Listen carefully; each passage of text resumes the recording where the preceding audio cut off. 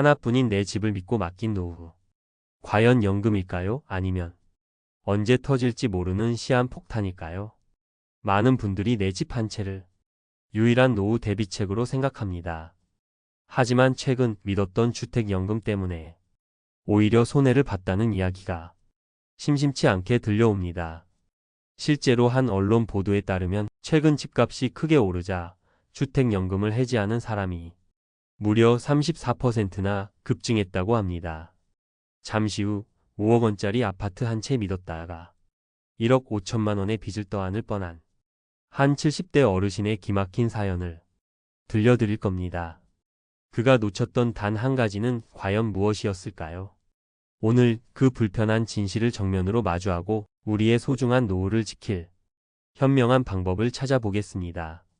문제의 핵심은 아주 간단합니다. 주택연금은 가입 당시의 집값을 기준으로 연금액이 평생 고정된다는 점입니다.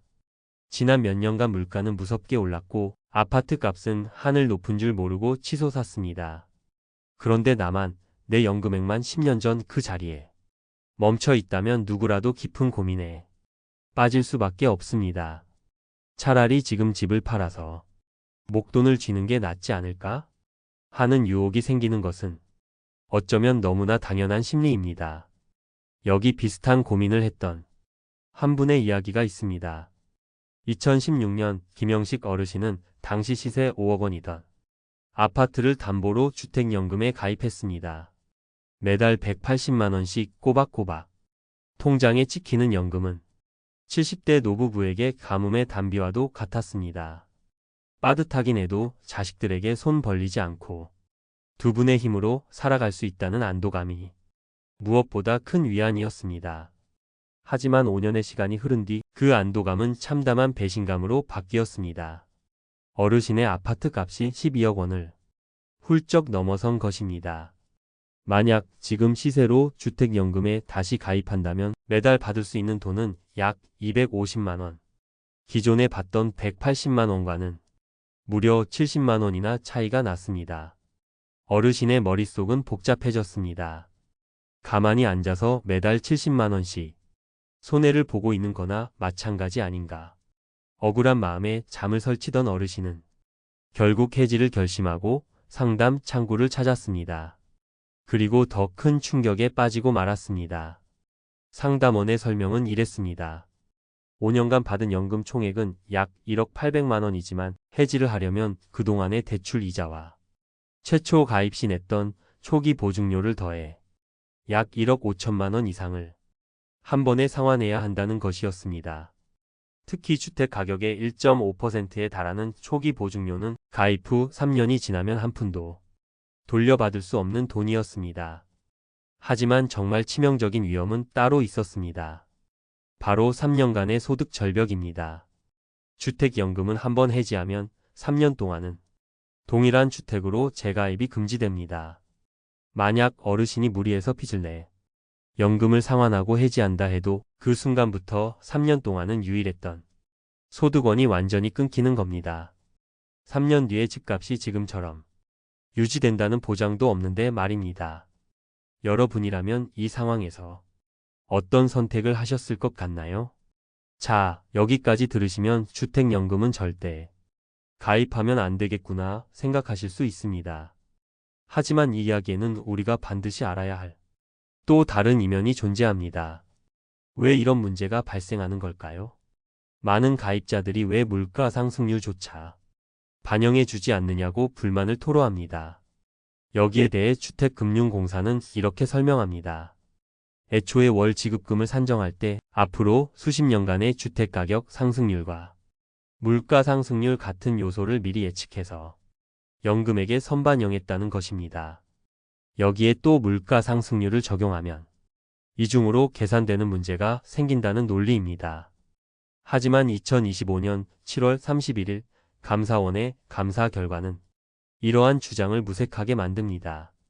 감사원은 주택금융공사가 명확한 근거 없이 자의적인 기준을 적용해 가입자의 연금액을 부적절하게 줄인 정황들을 포착했다고 발표했습니다. 한마디로 기관이 가입자에게 불리한 방식으로 계산을 해왔을 가능성이 제기된 것입니다. 감사원이 지적한 첫 번째 꼼수는 유리한 통계만 쏙 빼서 계산하는 방식이었습니다. 미래주택가격 상승률을 예측할 때 가입자들이 주로 보유한 아파트 실거래가 지수처럼 실제 가격 변동을 잘 보여주는 지표는 배제했습니다. 대신 상대적으로 상승률이 완만한 전국 주택 매매 가격 지수 같은 통계만 활용해 결과적으로 월 연금액을 낮췄다는 지적입니다. 더 충격적인 것은 두 번째 꼼수입니다. 법적인 근거도 없이 가입 연령이 상대적으로 젊다는 이유만으로 주택의 미래 가치를 더 낮게 책정하여 월 수령액을 줄이는 수단으로 활용했다는 정황입니다. 이는 똑같은 10억짜리 집을 맡겨도 단지 나이가 몇 살 어리다는 이유만으로 평생 받는 연금이 줄어들 수 있다는 불공정한 결과를 낳습니다. 그렇다면 주택연금은 가입자에게 손해만 주는 제도일까요? 아닙니다. 우리가 놓치지 말아야 할 중요한 진실이 있습니다. 가장 큰 오해는 집값이 오르면 무조건 손해다라는 생각입니다. 여기에는 아주 중요한 사실 하나가 빠져 있습니다. 부부 모두 사망하신 뒤에 주택을 처분했을 때 그동안 받은 연금 총액 원금 플러스 이자보다 집값이 더 비싸다면 그 남는 차액은 온전히 자녀들에게 상속됩니다. 즉, 집값 상승분이 허공으로 사라지는 게 아니라 자녀의 상속분으로 고스란히 이전되는 것입니다. 그리고 주택연금의 진짜 본질은 바로 여기에 있습니다. 바로 하방 경직성이라는 최고의 안전장치입니다. 반대로 한번 생각해 보겠습니다. 만약 IMF나 금융위기 같은 사태가 다시 와서 집값이 폭락한다면 어떻게 될까요?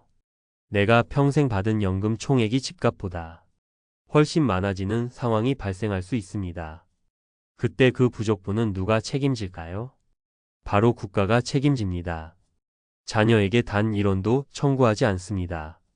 이것이야말로 국가가 보증하는 주택연금이 가장 강력한 장점이자 내 노후를 지키는 최후의 안전장치인 셈입니다.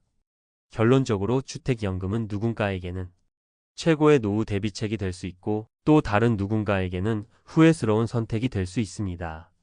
남들이 해지한다는 분위기에 휩쓸릴 것이 아니라 내 상황에 맞춰 냉철하게 점검하고 판단해야 합니다. 후회 없는 선택을 위해 스스로에게 이 4가지 질문을 반드시 던져 보셔야 합니다. 첫째, 이 연금이 나에게 주 소득원입니까? 아니면 보조 소득원입니까? 주택연금 외에 국민연금이나 다른 소득이 전혀 없다면 집값 상승기에 섣불리 해지하는 것은 독이 될 수 있습니다. 3년간의 소득 공백을 버틸 수 있는지 냉정하게 자문해야 합니다. 반면 다른 연금 소득이 충분해서 보조적인 현금 흐름으로 활용하고 있다면 해지 후 시세 차익을 노리는 전략도 신중하게 고려해 볼 수 있습니다.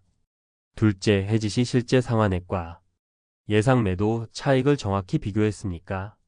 뜬구름 잡는 예상이 아니라 지금 당장 주택금융공사에 전화해서 내가 해지할 경우 갚아야 할 정확한 총상환액을 확인하십시오.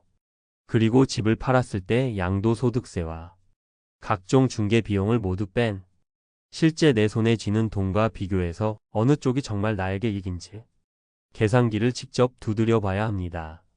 셋째, 자녀에게 온전한 상속이 우선입니까? 나의 안정된 생활이 우선입니까? 자녀에게 흠집 없는 집을 물려주는 것이 내 인생의 가장 중요한 가치라면 주택연금은 맞지 않는 선택일 수 있습니다. 하지만 자녀에게 경제적 부담을 주지 않고 배우자와 함께 독립적이고 품위 있는 노후를 보내는 것이 더 중요하다면 집값 상승분의 차액을 상속하는 것만으로도 충분할 수 있습니다. 이것은 정답이 없는 문제이며 가족 간의 솔직한 대화가 반드시 필요한 부분입니다. 넷째, 나에게 맞는 최적의 지급 방식을 고민해 보았습니까? 많은 분들이 평생 같은 금액을 받는 정액형만 생각하지만 다양한 선택지가 있습니다. 예를 들어 은퇴 초기에는 병원비나 여러 활동비로 목돈이 더 필요할 수 있습니다. 이럴 때를 대비해 가입 초기 10년 동안 더 많은 연금을 받고 이후에 줄어든 금액을 받는 초기 증액형 같은 방식도 있습니다. 내 인생 계획에 맞는 최적의 연금 설계를 통해 후회를 최소화하는 지혜가 필요합니다. 주택연금 제도는 분명 허점이 있고 감사원의 지적처럼 투명하고 공정하게 개선되어야 할 부분이 많습니다. 하지만 이 제도의 본질은 내가 평생 살아온 내 집에서 남은 생을 편안하게 살면서 안정적인 현금 흐름을 만드는 것에 있습니다. 아무쪼록 오늘의 정보가 여러분의 소중한 보금자리를 여러분의 노후를 지키는 가장 현명하고 든든한 연금으로 활용하는 데 이정표가 되기를 진심으로 바랍니다. 오늘 이야기가 여러분의 노후 설계에 조금이나마 도움이 되셨다면 구독과 좋아요 버튼 한 번씩 부탁드립니다. 그리고 비슷한 고민을 하고 계시거나 주택연금에 대한 여러분의 소중한 경험과 생각이 있다면 댓글로 자유롭게 남겨주십시오. 여러분의 지혜가 모여 우리 모두의 노후를 더 단단하게 만들 수 있습니다. 감사합니다.